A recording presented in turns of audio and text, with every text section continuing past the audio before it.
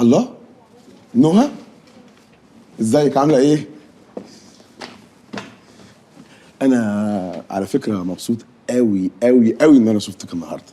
أدري، احنا بنشتغل في مكتب واحد وبنشوف بعض كل يوم. وانا مبسوط كل يوم لو انت مش واخده بالك يعني، بس النهارده يعني مبسوط زياده شويه. ليه؟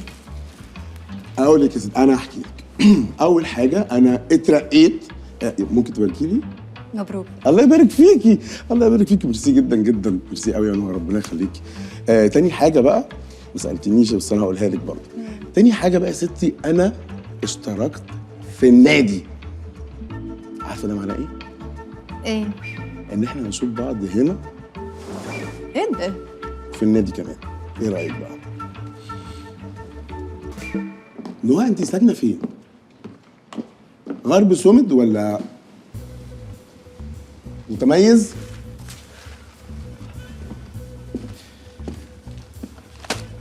انت فكرك لما تقول لها ان انت مشترك في نادي ولا تعميها بالساعه اللي معاك دي هتقول لك اتجوزني؟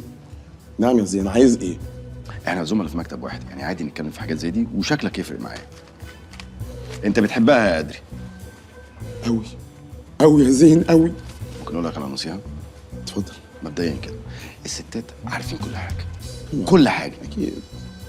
خش دغري. ماشي، فهمتك. وايه كمان؟ الست تحب الراجل الحامش موجود. والرومانسي لا دي لعبتي بقى، لا الرومانسيه انا اسمع سومه من هنا. من غير تلزيق. قصدك ايه يعني؟ والراجل اللي بيسمع ويقدر.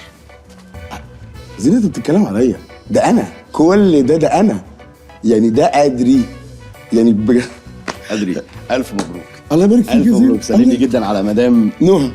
حبيبي يا زين، متشكر جدا لذوقك. توفيق، توفيق. بحبك جدا. هم دول الزمايل يا زين، هم دول الزمايل يفرحوا لبعض يعني. ادري، بقول لك ايه، عندي كرافات زي دي ما تلبسهاش تاني.